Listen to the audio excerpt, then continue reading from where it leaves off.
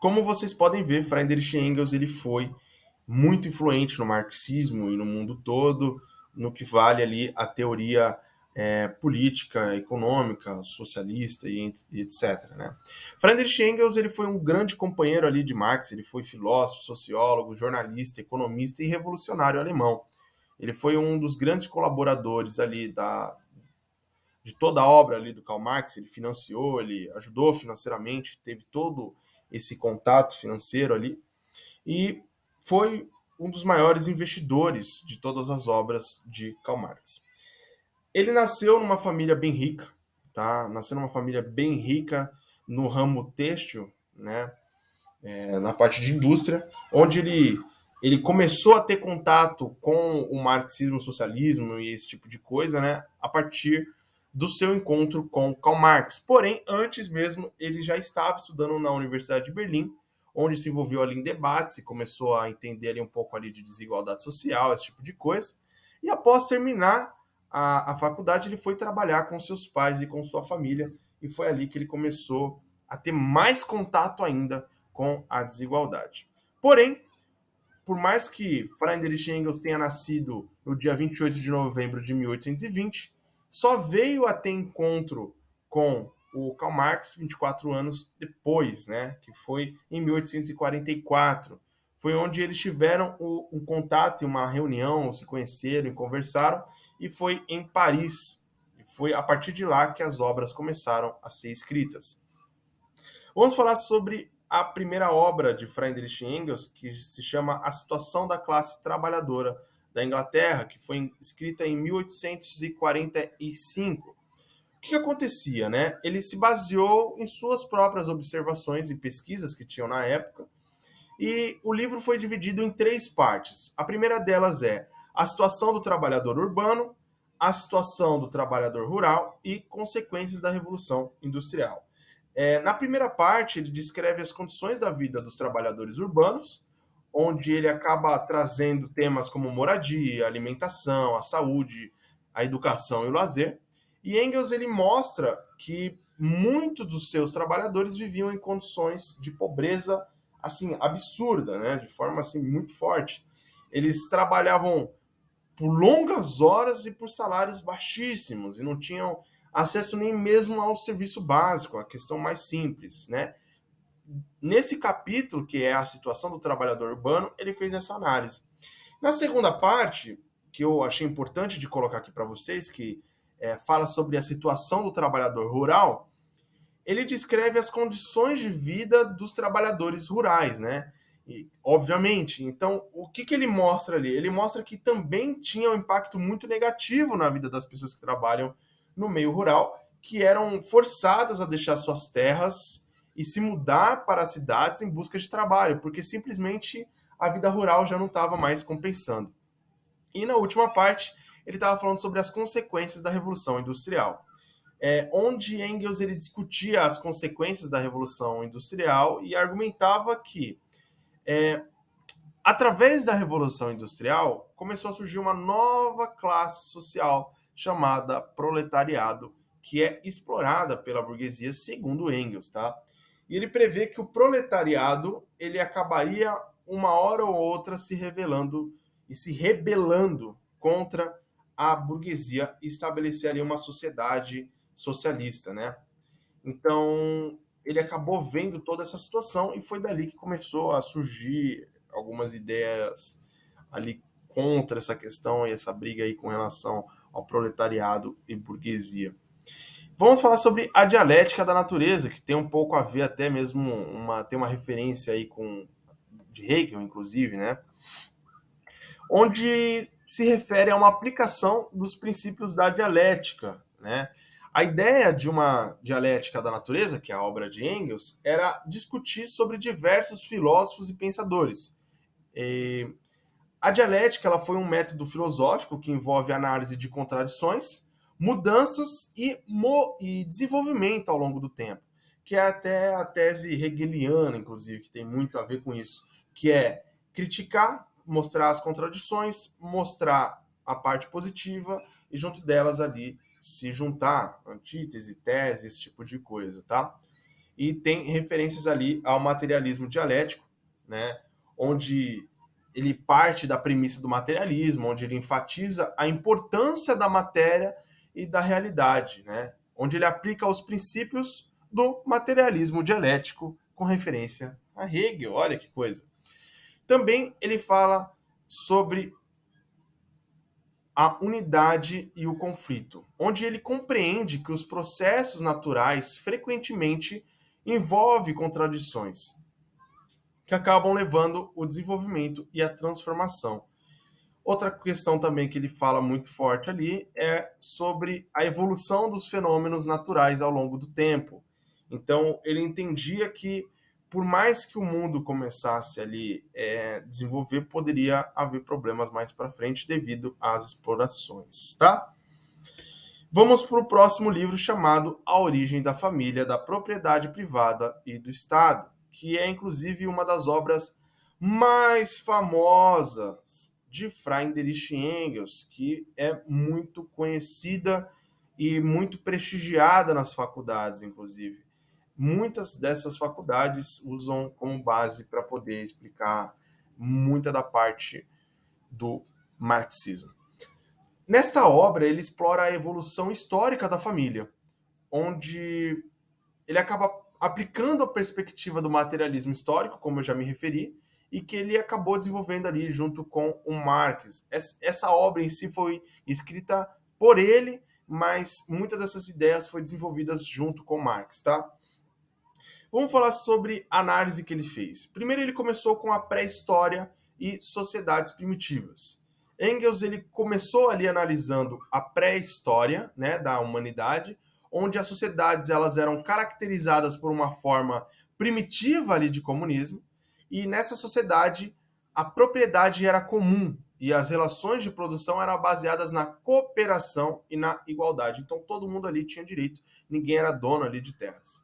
Também ele já foi passando ali para o desenvolvimento das forças produtivas, que era onde se desenvolvia ali as forças produtivas, incluindo a agricultura, olha que coisa, que levou ali à formação de excedentes de produção.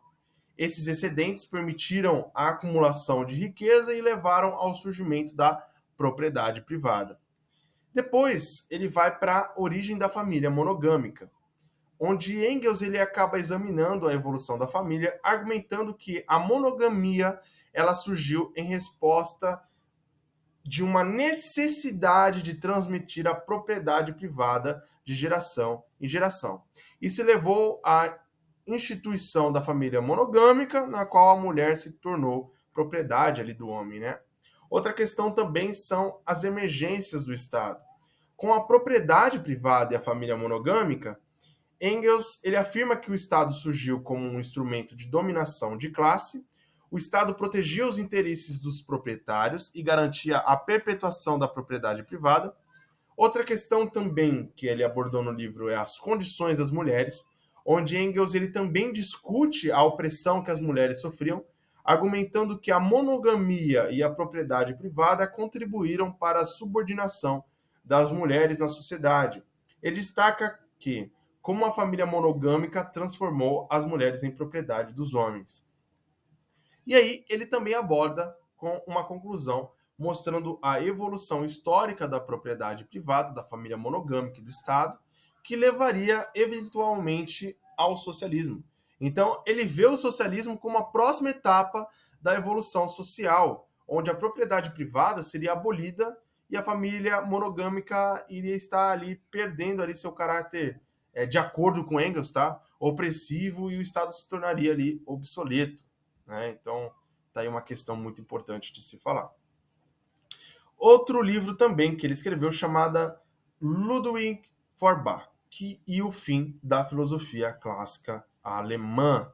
Esse livro teve muita influência e foi escrito por Friedrich Engels em 1888, onde Engels ele discute as contribuições e críticas de Feuerbach à filosofia clássica, bem como o papel desempenhado por Feuerbach no desenvolvimento do materialismo histórico e na teoria marxista. E o que é realmente abordado nesse livro? Ele critica a filosofia clássica alemã, ele já começa assim, né? Ele começa esse ensaio destacando a importância da filosofia clássica alemã, representando ali pensadores como Kant, Hegel e Fichte. Ele argumenta que essa filosofia vinha atingido ali um impasse com suas especulações idealistas e abstratas, né? Também ele elogia Feuerbach. Por quê? Na sua crítica idealista e por sua ênfase na materialidade e na realidade concreta, Feuerbach defendia que a filosofia deveria se concentrar no estudo da natureza humana e na sociedade com base em observações ali empíricas, mais analíticas. Outra questão também que Engels abordou nesse livro foi a transformação da dialética hegeliana. Engels ele discute como Feuerbach reformulou a dialética hegeliana, retirando-a do reino das ideias abstratas e a trazendo como uma esfera de materialismo e uma análise mais concreta ali da vida humana. Ele também critica o idealismo religioso. Feuerbach ele é elogiado por Engels por sua crítica à religião como uma projeção de aspirações humanas e por sua argumentação de que a humanidade deveria se concentrar na realização de suas necessidades e desejos materiais, né? Em vez de depositar ali esperanças em diversas divindades. Outras questões também é que ele aborda sobre as limitações da filosofia de Feuerbach, onde ele observava que as críticas que Feuerbach fez não levou a ideologia e a filosofia de uma forma ali mais profunda. Então ele fala que não teve ali muita profundidade ali nessa obra. E por último, ele fala sobre a contribuição do materialismo histórico de Engels, onde ele fala que foi essencial ali para o idealismo alemão para o materialismo histórico e que foi ali desenvolvendo, vamos dizer assim, o Karl Marx e o Engels eles escreveram mais para frente um livro para poder complementar a obra de Feuerbach, tá? O papel da violência na história, tá? Esse livro é de 88 também e ele trata sobre diversas questões da violência na história. Vamos aqui para o mais essencial, que é o Capital, que muitas pessoas não imaginam, mas Engels ele teve muito a ver com a questão do capital, tá? Por quê? Ele não só foi a parte do financiamento de toda a ideia do capital, né, que foi essencial ali na parte de escritura, mas outra questão que Friedrich Engels teve ali na sua contribuição, além do investimento financeiro no projeto, foi a colaboração intelectual, onde eles discutiam ideias e colocavam ali projeções. Engels ele também desempenhou um papel crítico na revisão e edição dos manuscritos do Marx, tá, inclusive. No entanto, os volumes que foram escritos após ali a morte de Marx, que foi em 83, Engels assumiu a responsabilidade de concluir a publicação, né, do volume 2 e 3, que foram escritos após a morte de Marx. Então, Marx ele escreveu apenas o livro 1 e do 2 e 3 em diante. Quem escreveu foi o Marx. O segundo livro ele foi publicado em 85 e o terceiro volume Engels teve que completar a partir dos manuscritos feitos ali pelo Karl Marx e veio a publicar ali em 1894, tá? Engels também ele escreveu preâmbulos e introduções ali para os volumes publicados, inclusive. Então, sim, Engels também teve a ver com o livro O Capital. O Manifesto do Partido Comunista, que é o livro mais famoso de ambos, né? Vou resumir aqui, que acredito que uma boa parte que já leu. O Manifesto do Partido Comunista ele é um resumo dos princípios do comunismo e a visão ali sobre a questão de luta de classes, essas coisas.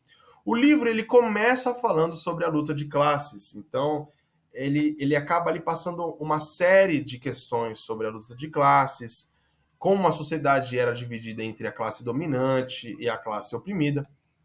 Após isso, ele começa a criticar, junto com Marx, a questão do sistema capitalista, onde ele fala que explora o trabalhador, onde cria desigualdade, acumulação da riqueza, e o quanto a riqueza está na mão de poucos, né? Inclusive, é uma das coisas que eles falam bastante. Outra questão que é falada nesse livro é sobre o proletariado.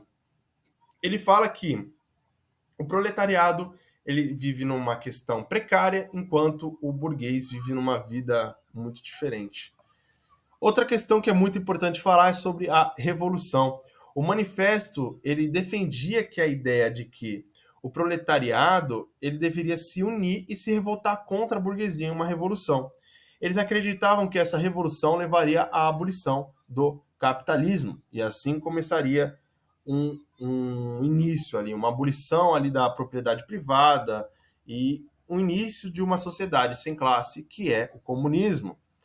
O comunismo é colocado ali como se fosse o fim do Estado, onde as pessoas elas poderiam viver ali em sociedade sem classes, na qual de cada um segundo sua capacidade, a cada um segundo as suas necessidades.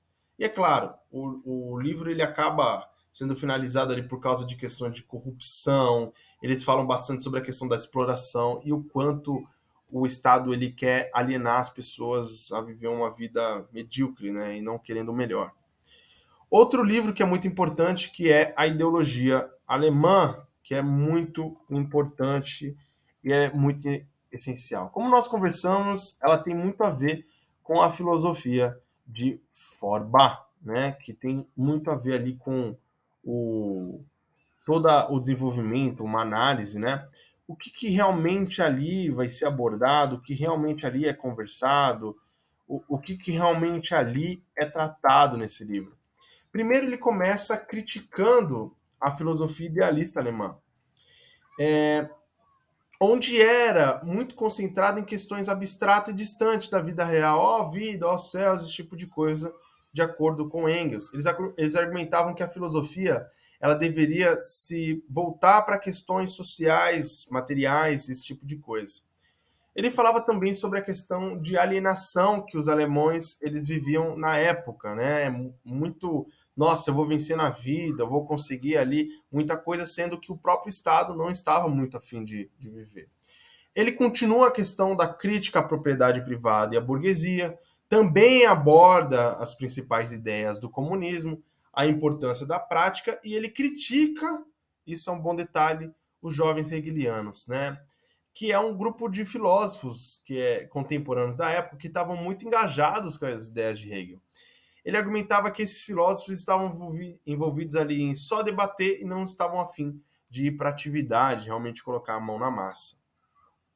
E, enfim, estamos aqui com essa análise com relação ao próprio Engels e também muito atrelado ali a questão de Karl Marx. É claro que tiveram muitas obras, como por exemplo do socialismo científico, né, e o socialismo prático ali, socialismo científico ao socialismo prático, que é muito importante também, que é uma obra-prima do próprio Engels, né, onde ele fez uma análise ali muito interessante, que ele passa criticando o quanto o socialismo utópico que foi escrito no século que foi destacado ali por Fourier, Owen ou Saint-Simon, onde ele começa ali elogiando o compromisso da causa dos trabalhadores, mas também critica a abordagem idealista e não científica. Então, na cabeça dele, nesse livro também que faltou eu colocar aqui também,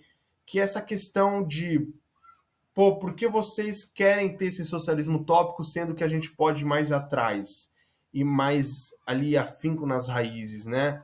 Onde ele apresenta o socialismo científico, onde ele enfatiza a importância de compreender as leis e as contradições do desenvolvimento histórico e da economia.